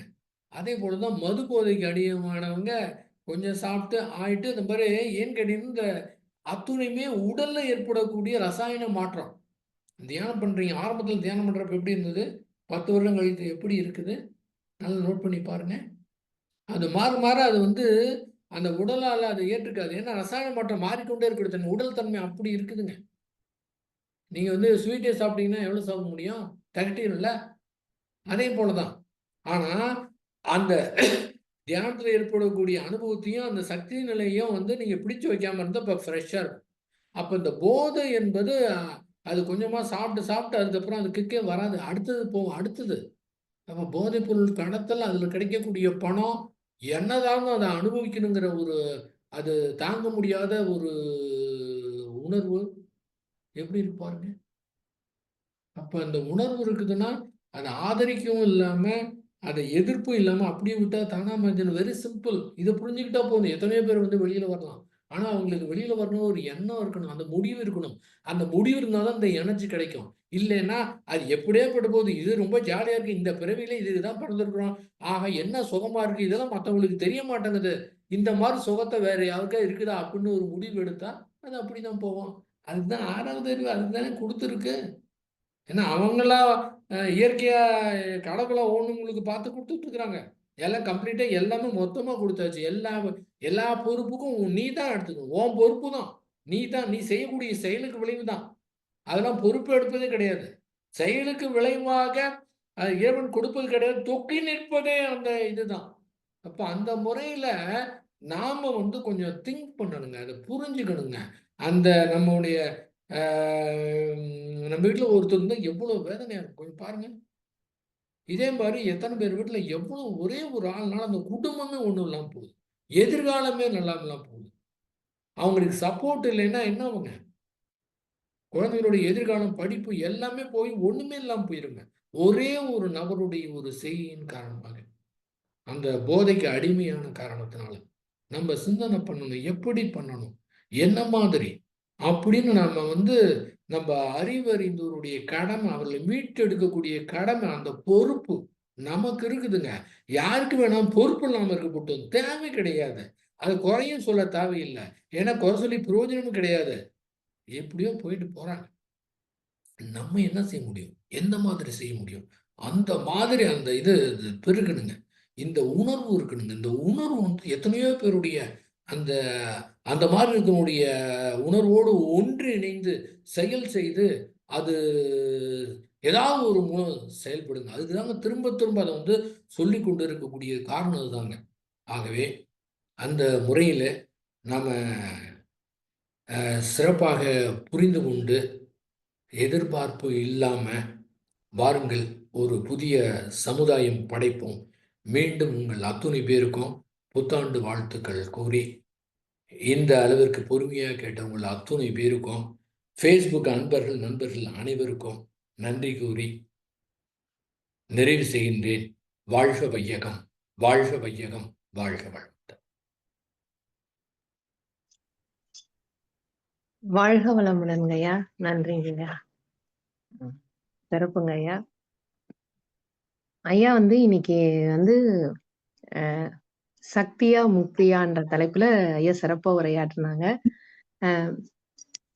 ஐயா வந்து இன்னைக்கு ஃபர்ஸ்ட் ஆரம்பிக்கும் போது சுத்தவெளி வந்து தன்னைத்தானே உணரத்துக்காக மனிதனா பெறப்படுத்ததா மனிதனா தன்னைத்தான் உணர்வதற்காக தான் மனிதனா பெறப்படுத்தது அப்படின்ட்டு.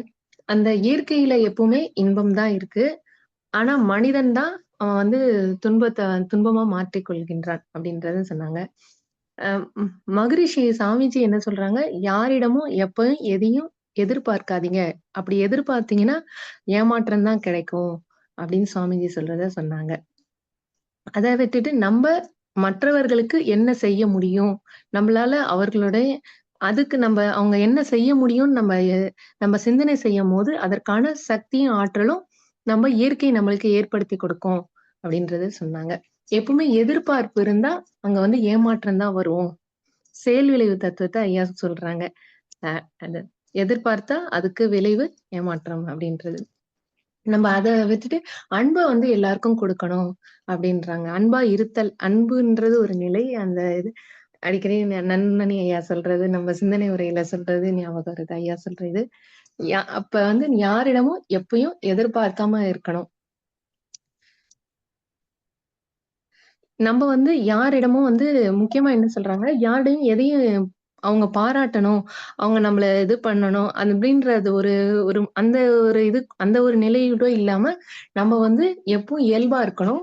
ஆனா, பிறரை நம்ம வந்து பாராட்டுறது, அதெல்லாம் நம்ப செய்யணும் அப்படின்னுன்றத ஐயா சொன்னாங்க. ஐயா அடிக்கடி இந்த இதுல சொன்னது எதிர்பார்ப்பு. எதிர்பார்ப்பு வேண்டாம், வேண்டாம், வேண்டாம். திருப்பி, திருப்பி இந்த உரையில குறிப்பிட்டே வந்தாங்க. நம்ம வந்து இயல்பா ஏற்படக்கூடிய உணர்வுகள தவிர, மத்த உணர்வுகள் வந்து நம்ம வந்து எதையும் எதிர்பார்க்கக் கூடாது அப்படின்றத ஐயா சொன்னாங்க. அப்போதுதான் நம்மளோட வாழ்க்கையில சிக்கல்லாம் வராது. என்ன இருக்குதோ, அத நம்ம வந்து அப்படியே ஏத்துக்கணும் அப்படின்றத சொன்னாங்க. நம்ம அறிவைக் கொண்டு முடிவு செய்து நம்ம இது பண்ணும்போது, அதற்கு ஏற்றார் போல நம்மளுக்கு வந்து சக்தி கிடைக்குது அப்படின்னு சொல்றாங்க. இன்பத்திலோட அளவுமுறை மீறும்போது தான் துன்பம் ஏற்படுது. துன்பம் மறைந்த நிலையில வந்து நம்மளுக்கு இன்பம் கிடைக்குது அப்படின்ற ஐயா சொன்னாங்க. இயற்கையில இயல்பா இருக்கிறத, அத நம்ம வந்து புரிஞ்சு புரிந்து கொள்வது வந்து ரொம்ப எளிது அப்படின்னு சொன்னாங்க. சக்தி நிலை வந்து தற்காலிகமானது. தவத்துல வந்து நம்மளுக்கு கிடைக்கிற அனுபவமும் தற்காலிகமானது. அத அப்படியே விட்டுடணும், பிடிச்சு வைக்கக் கூடாது அப்படின்றத ஐயா சொல்றாங்க. தவத்துல கிடைக்கிற நம்ம வந்து ஒவ்வொரு நாளும் நம்மளுக்கு ஒவ்வொரு நிலை கிடைக்கும். அத வந்து பிடிச்சு வைக்கக் கூடாது அப்படின்றத ஐயா சொல்றாங்க. இயற்கையில அனைத்தும் எல்லாமே தோன்றி மறைந்து கொண்டே தான் இருக்கு அப்படின்றது. தவம் பண்ணும்போது நம்மளுக்கு சக்தி அதிகமா கிடைக்குதுன்றத சொன்னாங்க. அ அப்புறம் ஐயா என்ன சொன்னாங்க, யோக சிகிச்சைன்னு ஒண்ணு ஒண்ணு குறிப்பிட்டிருந்தாங்க. ஐயா முக்கியமா எல்லாவத்தையும் அப்படியே ஏற்றுக்கொள்வது தான் யோக சிகிச்சை அப்படின்னு சொல்றாங்க. தியானத்தோட நுட்பத்த நம்ம வந்து பயன்படுத்தி வெளிப்புற செயல்கள வந்து நம்ம சிறப்பா செயல்படுத்தி, அத வந்து நம்ம அந்த தியானத்த வந்து தியானத்தோட நுட்பத்த அதற்காக நம்ம பயன்படுத்திக்கணும் அப்படின்றத சொல்றாங்க.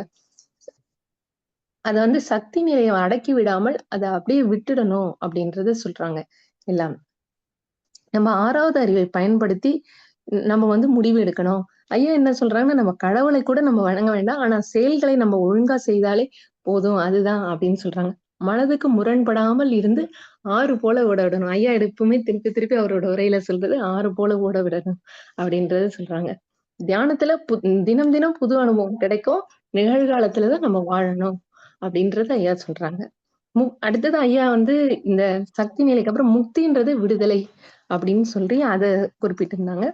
மனம் வந்து புதிதா இருக்கும்போது, அதுக்கு ரொம்ப இன்ட்ரெஸ்ட்டா இருக்கும். நம்ம அத கேம் மாதிரி விளையாடலாம் தினம், தினம் அப்படின்னு ஐயா சொல்றாங்க. எல்லாத்தையுமே நம்ம நேருக்கு நேர் சந்திக்கணும். அப்படின்றாங்க. சக்தி நிலை தான் மறைந்து ஏற்படும் ஒரு பிரவாக நிலை வந்து முக்தின்றத ஐயா குறிப்பிடுறாங்க. அ இன்பம், துன்பம், கவலைய வந்து நம்ம வந்து எதுவுமே எதுவுமே நம்ம சரிப்படுத்தாம, போராட்டம் பண்ணாம, மாற்றம் பண்ணாம, எந்த ஒரு முயற்சியும் இல்லாம அப்படியே விட்டுட்டா, எல்லாத்தையும் அப்படியே ஏத்துக்கிட்டா, இயற்கையே அது வந்து தன்னைத்தானே அது சரிப்படுத்தும் அப்படின்னு சொல்றாங்க. நம்ம அதுக்கு முரண்பாடா நடக்கும்போது தான், நம்மளுக்கு வந்து துன்பமே ஏற்படுதுன்றத ஐயா சொன்னாங்க. இந்த நம்மளுக்கு ஏற்படுற இந்த உணர்வுகள், உணர்ச்சிகள் எல்லாமே இயற்கையோட வரப்பிரசாதம் தான் அப்படின்னு ஐயா குறிப்பிடுறாங்க. அ அதுக்கப்புறம் நம்மளோட வந்து நம்ம என்ன பண்றோம், நம்மளுடைய 75% வந்து புறத்துல நம்ம வந்து சக்திய வந்து இந்த உணர்வுகளுக்காக போராடியே நம்மளோட சக்திய வந்து வீணாக்குறோம் அப்படின்றத ஐயா சொல்றாங்க. மகரிஷியோட நம்ம செயல் விளைவு தத்துவத்த வந்து சரியா புரிந்து கொண்டு அனைவருக்கும் நம்ம வந்து நல்லதை செய்யணும். நம்மளோட கடமைய செய்து பலன எதிர்பார்க்கக் கூடாது அப்படின்றத சொல்லி இது பண்ணாங்க. ஐயா கடைசியா நிறைவு பண்ணும்போது, போரில்லா நல்லுலகம். அது வந்து ஐயா ஒவ்வொரு வாரமும் நம்மளுக்கு வலியுறுத்திட்டே வராங்க. அதுல வந்து இந்த அறியாமையால இது வந்து நிகழுதுன்னு அப்படின்னு ரொம்ப வருத்தப்பட்டாங்க. இந்தியா வந்து ராணுவ தளவாடங்கள் 100 தளவாடங்களை ஏற்றுமதி செய்தது. இதெல்லாம் தேவையில்லாத ஒரு இது தானே! அப்படின்ற ராணுவ தளவாடங்களுக்காக செலவு செய்தல் வந்து தேவையில்லாத ஒரு இது தானே! அப்படின்னு ஐயா குறிப்பிட்டிருந்தாங்க.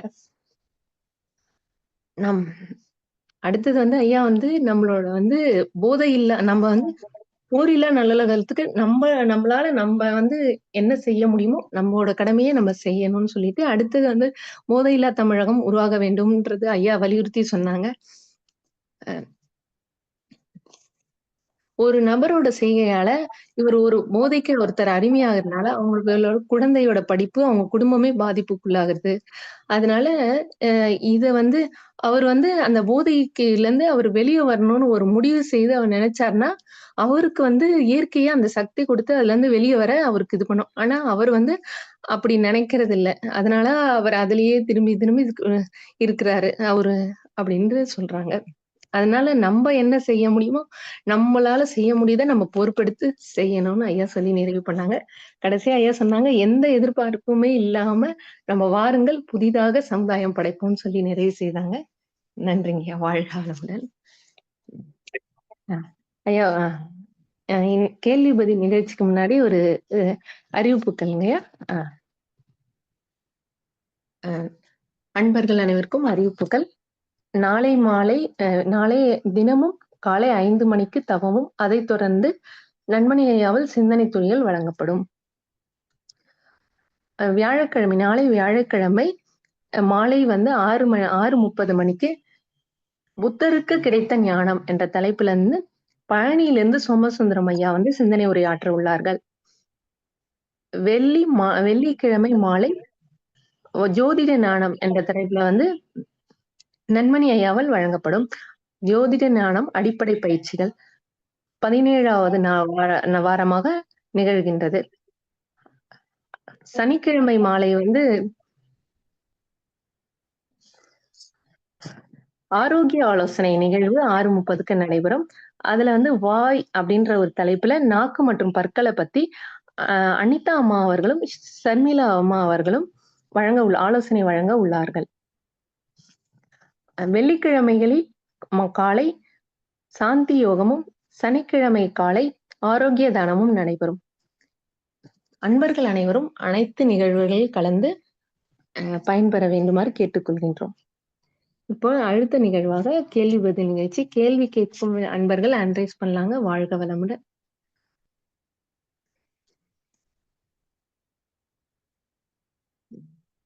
கமலவேணி அம்மா அவர்கள் நீங்க பேசலாங்கம்மா. வாழ்க வளமுடன்.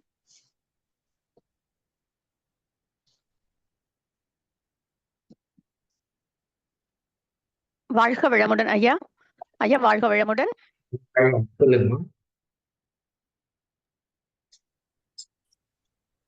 ரொம்ப சிறப்பாக இருந்ததுங்க ஐயா. இப்போ நீங்க கடைசியா நீங்க சொன்னீங்க ஐயா, நம்மளால முடிஞ்சதை செய்யணும். இப்போ மகரிஷி வந்து ஐந்தொழுக்க பண்பாடுல வந்து போதை, போர், பொய், புகை ஒழித்தாமல் செய்வோம்னு சொன்னாங்க. நீங்க அந்த இதை வந்து இந்த போதை இல்லாத உலகம் அந்த இதை வந்து நீங்க சொன்னீங்க. இப்போ அது வந்து அரசே ஏற்று அதை ஊக்கப்படுத்துற மாதிரி அதை நடத்தும்போது நம்ம முன்னின்று நாம அதை தடுப்பதற்கு, அதை இது பண்றதுக்கு என்ன எந்த மாதிரி செய்யலாம்னு நீங்க நினைக்கிறீங்க ஐயா? அத கொஞ்சம் சொல்லுங்க ஐயா. அதுதாம்மா தெரியாம தவிச்சுக்கிட்டு தான் பேசிக்கிட்டு இருக்கேன். அது முடிஞ்சா நானே முடிச்சிருவேன். அது முடியல. தனி மனிதனால முடியாது. ஆனா நம்ம அனைவரும் ஒன்றுபடணும். அந்த உணர்வை கொடுக்கணும். அந்த உணர்வுக்கு வல்லமை ஜாஸ்தி. அத்தனை பேரும் இணைந்து ஏன் வாரம் வாரம் சொல்லிக்கிட்டே இருக்கோம்னா, அது நம்மளால முடியாதுன்னு எல்லாரும் முடிவு பண்ணி எல்லாத்தையும் விட்டுறாங்க. எல்லாம் முடிவு பண்ணிட்டாங்கன்னா எனர்ஜி கிடைக்காது, சக்தி கிடைக்காது. அப்ப தொடர்ந்து கண்ணுவிட்டே இருக்கும். ஆனா இத தீவிரம் பண்ணி இப்ப பத்திரிக்கையில வர்றது கிடையாது, யாருமே பேசுறது கிடையாது, எதுவுமே பேசுறது வேற எதோ பேசிட்டு இருக்கிறாங்க. இப்ப நாம திரும்ப திரும்ப பேசுற பண்ணி இதுக்கு என்ன பண்ண இப்ப நீங்க கேட்டீங்களா என்ன பண்ணலாம், நம்ம என்ன பண்ண முடியும் அப்படின்னு சிந்தனை ஒவ்வொருத்தரும் நாம வந்து என்ன பண்ணணும் அப்படின்னு இப்ப வேணா தெரியாம இருக்கலாம். நாம அத்துணை பேரும் ஒருங்கிணைந்து பண்ணணும்னா எதிர்காலத்துல அது வந்து ஏற்படும். மகரிஷியே இந்த உலக அமைதி, உலக சமாதானத்துக்கு அதான் சொல்லுவாங்க. திரும்ப திரும்ப நாம இழைத்துக் கொண்டு யாரோ ஒரு ஆள் வருவார். நம்மளால முடியலன்னா கூட யாரோ ஒருவர் அந்த ஒருவர் கருவியா பயன்படுத்தி உலக சமாதானத்துக்கு நிறுவக்கூடிய ஒரு மாவீரன் வருவான் அப்படின்னு வந்து சொல்லுவாங்க. அந்த மாதிரி நம்மளால என்னவென்றால் நம்ம வீட்டில் இருக்கிற குழந்தைகளை முதலாவதாக சரியான முறையிலே கண்காணித்து சரியான முறையிலே அவர்களை வளர்க்கணும். அதற்கு நமக்கு வந்து புரியணும். அடிக்கடி அவங்ககிட்ட பேசிட்டே இருக்கணும். குறிப்பிட்ட ஒரு இந்த 16 to 21 அவங்க நம்மக்கிட்ட பேசவே மாட்டாங்க, அவாய்ட் பண்ணுவாங்க. அந்த மாதிரி ஒரு ஒரு அந்த மாறுதல் ஏற்படக்கூடிய வயது. அந்த இடத்துல சரியா ஹேண்டில் பண்ணி அவர்களுக்கு திரும்ப திரும்ப அவங்க பிடிக்கலனாலும் பரவாயில்ல, திரும்ப பேச்சு குடுத்து, இன்னைக்கு என்ன போன, எங்க போன, என்ன சொன்ன, ஷேர் பண்ணணும். நம்ப வீட்ல நடந்தது, நம்ம ஆஃபீஸ்ல நடந்தது அவன்கிட்ட ஷேர் பண்ணிக்கிட்டே இருக்கணும். அவன் கேட்கலன்னு பரவாயில்ல, ஷேர் பண்ணிக்கிட்டே இருக்கணும். அந்த மாதிரி ஒரு ஷேர் பண்ணி அத வந்து அந்த உள்ள இருக்கிறத வெளியில வந்து கொண்டு வந்தோம்னா, இது வந்து வெளியில எதுவுமே வந்து நாடாது. அப்ப நம்ம வீட்டு குழந்தைங்க, நம்முடைய நண்பர்கள், நமக்கு தெரிஞ்சவங்க, அது குழந்தைய ஒரு இளைஞனா பார்க்கும்போதே, அது பொறுமையா இருந்து எப்போ சொன்னா கேட்பாங்க அப்படிங்கிற நிலையில, இந்த தியானத்தையோ, உடற்பயிற்சியோ, காய்கள் பத்தியோ, இந்த தத்துவத்தையோ, இந்த புரிதலையோ, இந்த மனத வந்து எப்படி வைத்துக்கொள்வது அப்படிங்கிற புரிதலையோ குடுக்கறதுக்கு என்ன பண்ணணும்? அந்த மாதிரி ஒரு இது ஒருத்தர பார்த்தோம்னா நமக்கு அது அது வரணும். இந்த இளைஞன் எப்படி இருக்கான்? என்ன மாரி இருக்கான்? அது வேற ம், எதுவும் ம், கூடாது அப்படிங்கிற மாதிரி. என்ன வந்து சொல்லலாம்? அப்படிங்கிற மாரி இருக்கணுங்க. நான் வந்து பார்த்தீங்கன்னா, நான் வந்து ஒரு 8 வாட்ஸ்அப் குரூப் வச்சிருக்கிறேங்கம்மா. 8 வாட்ஸ்அப் எதுக்கு பிரிச்சேன்னா, ரொம்ப அதிகமாலாம் கிடையாது. ரொம்ப அன்பர்லாம் அதிகமா கிடையாது. யாரையும் நான் அந்த குரூப்ல சேர்க்கணும்னு நினைச்சதே கிடையாது. தானா வருவாங்க, சரி. தானா செஞ்சுட்டு இருப்பாங்க. இதுல அந்த ம், 8 ம், வாட்ஸ்அப் குரூப் பார்த்தீங்களா? அதாவது ம், மகரிஷியோட ஈடுபாடு கொண்டு நல்ல ஆர்வமாக அத கொண்டு போணும். அந்த மாரி ம், அமைதியா மகரிஷி இது தெரியாத இவங்க. ரொம்ப என்ன சொன்னாலும் ஒத்துக்க மாட்டாங்க. தன்முனைப்போடு இருக்கிறவங்க. ம், தாகத்தோடு இருக்கிறவங்க. அடுத்து ம், மாணவர்களுக்கு உண்டு. மாணவர்களுக்கு அதுல வந்து மனத பத்தி டெய்லி 4 போட்டுக்கிட்டே இருக்கிறது. பகவத் ஐயா கருத்தோ அல்லது மகரிஷியோட கருத்தோ அதுல போட்டுக்கிட்டே இருக்கிறது. ஓஷோ ம், கருத்து ம். அது ஒரு நிமிடம். அது போட்டுக்கிட்டே சரி, இருக்கிறது. அப்ப என்னால சரிங்கய்யா. அடிக்கடி அவங்ககிட்ட நான் போட்டுட்டே இருப்பேன். தயவு ம், ம், செய்து ம், ம், திரும்ப நினைவுபடுத்துறேன் அப்படின்னு சொல்லிட்டு அதுல மெசேஜ் போடுவேன். ம், இன்பத்திலும் எச்சரிக்கையாக இருங்கள். ஆனால் துன்பத்தைக் கண்டு பயப்பட வேணாம். அதுக்கு பின்னாடி ஒரு நன்மை இருக்குது. திரும்ப திரும்ப நான் சொல்லிக்கிட்டே இருப்பேன். ம். அது மாரி நமக்கு சரி. தெரிஞ்சவங்ககிட்ட நம்ம இது மாரி ஒவ்வொருத்தரும் எல்லாரும் இணைஞ்சு அது மாரி செஞ்சாங்கன்னா, அவங்க ம். வந்து ஒரே ஒரு இளைஞனால அந்த குடும்பம் கெட்டு போகுது. ஆனா ஒரே ஒரு இளைஞனால நாட்டுக்கே நன்மை கிடைக்கும். அந்த ஒரு ஆள் சரி. கெட்டு போறனா ஒரு குடும்பம் மட்டும் கெட்டு போகும். ஆனா ஒருத்தர் மட்டும் வந்துட்டான்னா, அவனால ம். எத்தனையோ பேருக்கு மாற்றம் கிடைக்குங்க. அப்ப என்ன சரி. செய்யணும்?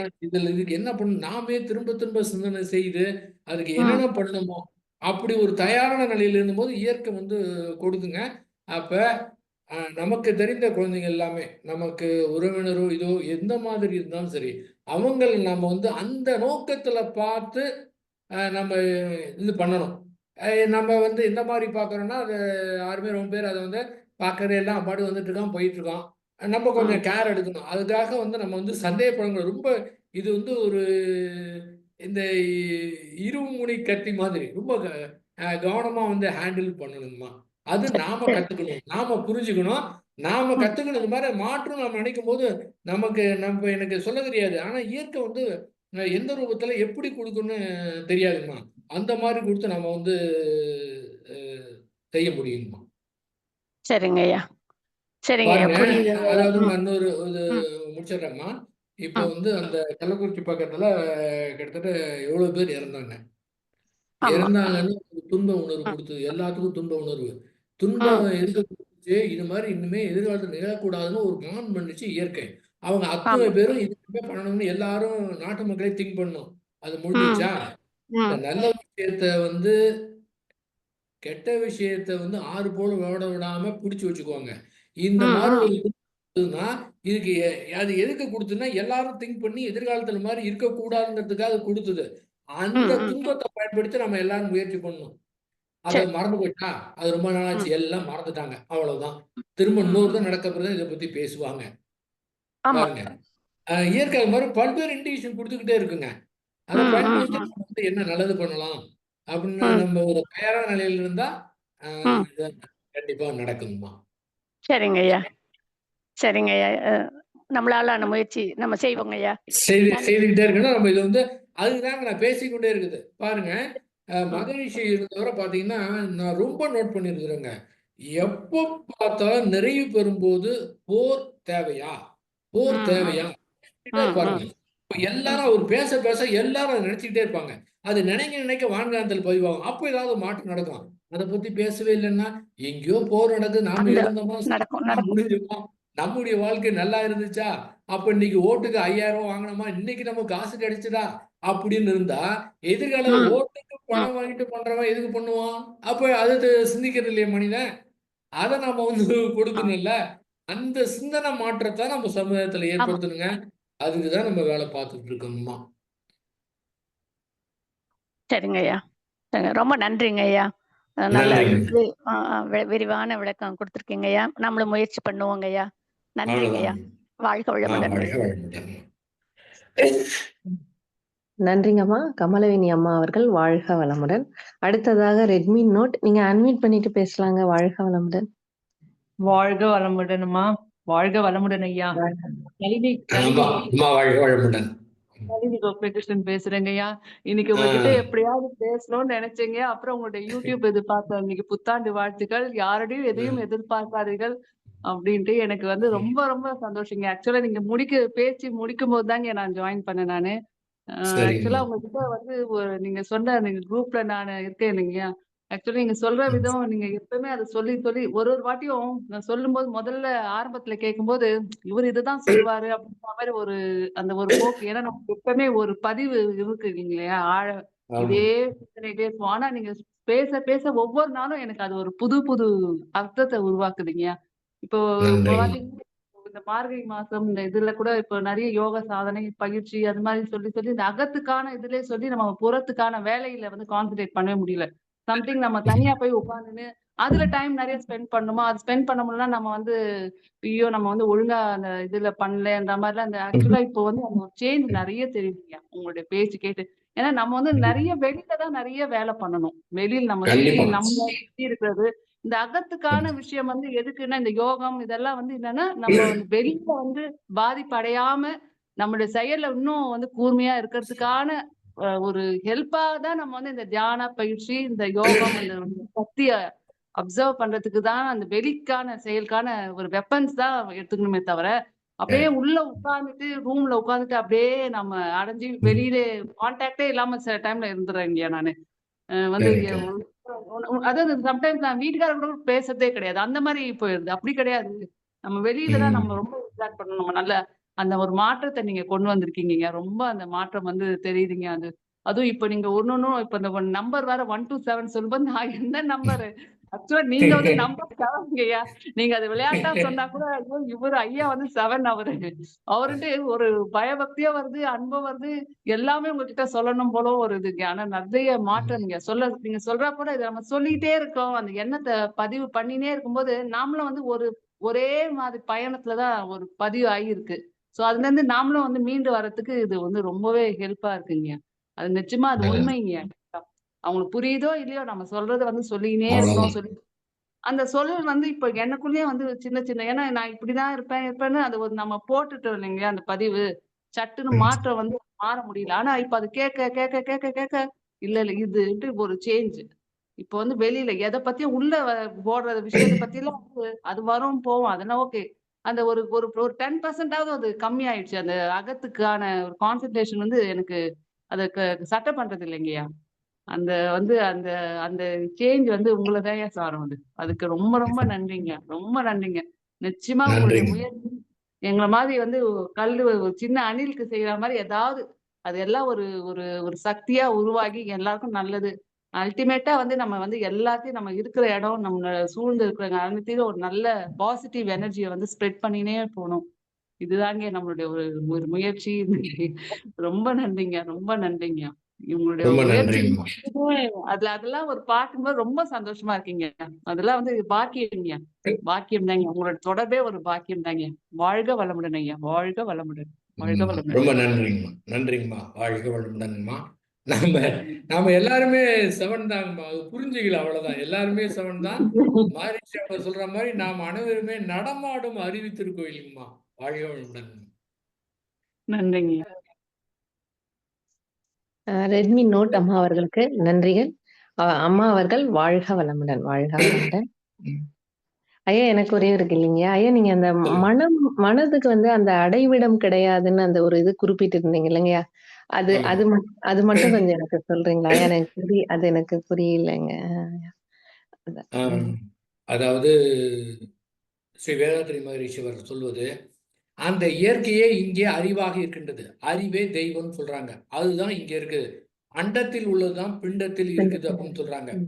இயற்கை பாருங்க, அதாவது மாற்றம் ஒன்றே மாறாதது, தொடர்ந்து நடந்து கொண்டே இருக்கின்றது.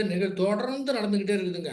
அது போயிட்டே இருக்குதுங்க. பாருங்க, நம்ம வந்து பிறக்கறதுக்கு முன்னால அது கோடானு கோடி வருஷத்துக்கு முன்னாடி அது இருந்தது. நம்ம இறந்ததுக்கு பிறகும் கோடானு கோடி வருஷங்கள் இருக்க போகுது.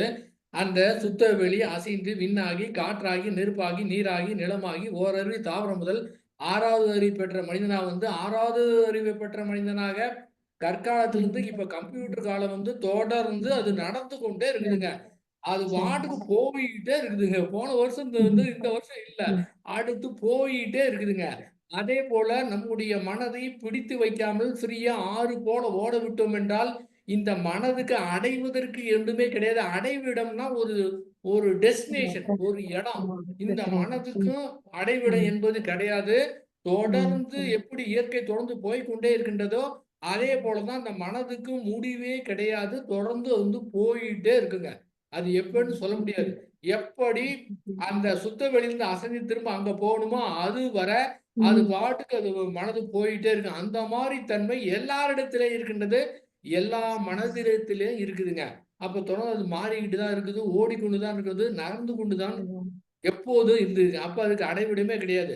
அந்த மாதிரி ஓடிக்கொண்டிருக்கிறத போய் நாம வந்து நிறுத்த முடியுமா? பிடித்து வைக்க முடியுமா? தேக்கி வைக்க முடியுமா?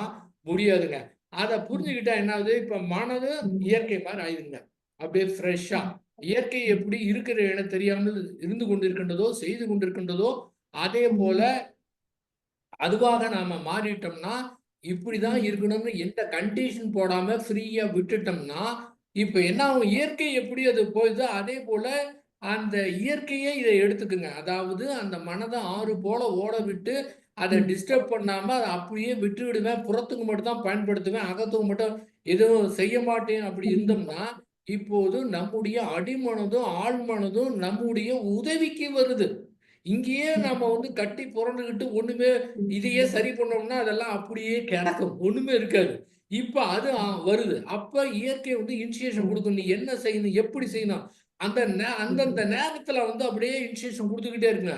அத ஃபாலோ பண்ணி போகணும்.